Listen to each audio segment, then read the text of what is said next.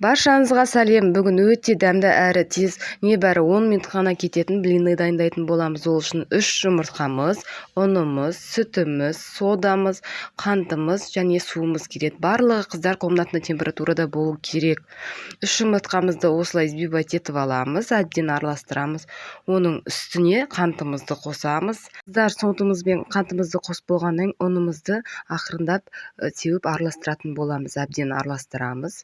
Әбден сіңгенше бір келгі түйіршіктер қалып қалмасын, қыздар.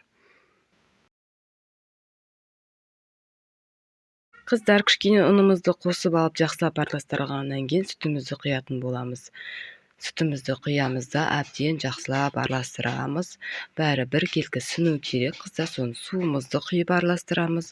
Сонымен қатар ең соңында сұйық майымыз 3 ас қасық сұйық май құйсаңыздар болады. Осылай араластырамыз, сұйық майымызды құйып, уже бізде бұл дайын болып қалды. Бір-біріне әбден сіңісу керек. Кішкене қойып қоямыз. Қыздар, отымыздың астын алдын ала қойып аламыз. Осылай міне екі жақтап пісіреміз. Өте жұқа, демде дайын болатын құймағымыз дайын болды.